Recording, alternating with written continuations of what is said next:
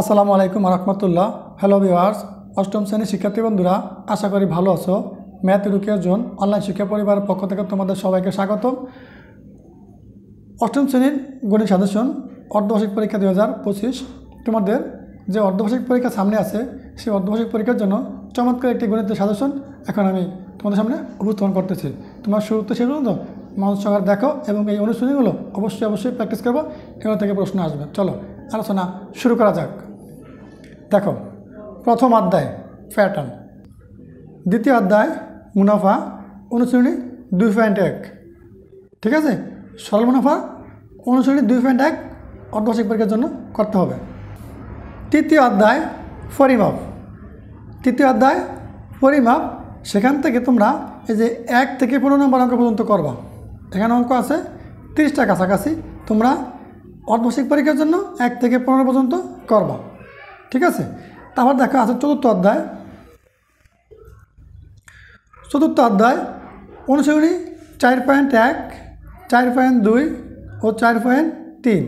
এই তিনটা তোমরা অর্ধবার্ষিক পরীক্ষার জন্য ভালোভাবে প্র্যাকটিস করবা।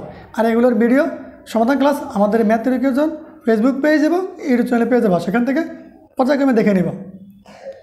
পঞ্চম অধ্যায় অনুশীলনী 5.1 ও 5.2, এই দুটা করলেই চলবে। সপ্তম অধ্যায় সেট, যে সেট তোমাদের সপ্তম, অষ্টম, নবম, দশম সব ক্লাসে আছে, এটা তোমাদের ভালোভাবে শিখতে হবে।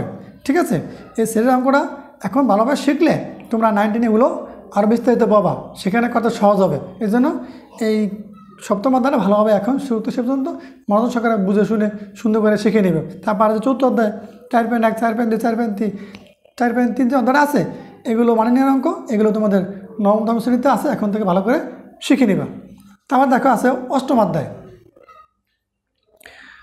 কী আছে? 8.1, 8.2।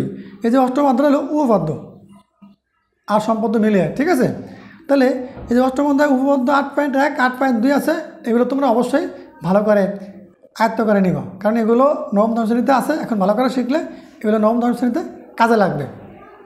তারপর দেখো এখানে উপপাদ্য আছে, সম্পাদ্য আছে। দশম অধ্যায় 10.1, 10.2, এগুলো উপপাদ্য সম্পদ মিলেই। তারপরে তোমরা এই দশম অধ্যায় ভালোভাবে দেখবা। সর্বশেষ একটা অধ্যায় আছে যেটাকে বলা হয় তত্ত্ব উপাত্ত। 11 অধ্যায় তত্ত্ব ও উপাত্ত। এই অধ্যায়টা ষষ্ঠ, সপ্তম, অষ্টম, নবম, দশম সব ক্লাসে আছে। ঠিক আছে, তোমরা এই অধ্যায়টা এখন ভালো করে শিখলে তোমাদের অর্ধবার্ষিক পরীক্ষা, বার্ষিক পরীক্ষা সব পরীক্ষায় এই অধ্যায়টা থাকে। ঠিক আছে, নবম দশম শ্রেণীতে অধ্যায়টা আছে এবং সেখানে আছে পরিসংখ্যান নামে। এই অঙ্ক এগুলোই ঘুরে ফিরে সব কিছু এখান থেকে দেখবা যে একটু বিস্তারিত আলোচনা করছে নবম দশম শ্রেণীর বইতে।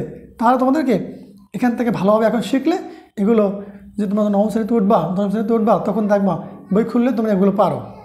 ঠিক আছে, তাহলে আজকের এই চমৎকার সাজেশনটা অর্ধবার্ষিক পরীক্ষার জন্য আমি নিজের মতো করে তৈরি করেছি। আমি একজন গণিতের শিক্ষক, আমি জানি বিগত বছর এই প্রশ্নগুলো অর্ধবার্ষিক পরীক্ষা ছিল, সেই হিসেবে তোমাদের জন্য আমি নিজের মতো করে দিলাম। যদিও সামান্য একটু পরিবর্তন হওয়ার সম্ভাবনা থাকতে পারে, নাও থাকতে পারে। ঠিক আছে, তাহলে তোমরা সুন্দর করে এই চমৎকার সাজেশনটা দেখো। আর আমাদের ম্যাথ এডুকেশন ইউটিউব চ্যানেল এবং ফেসবুক পেজের সাথে থেকে তোমাদের সকল বিষয়ের ধারাবাহিক ক্লাস এখান থেকে দেখে নাও। আল্লাহ হাফেজ।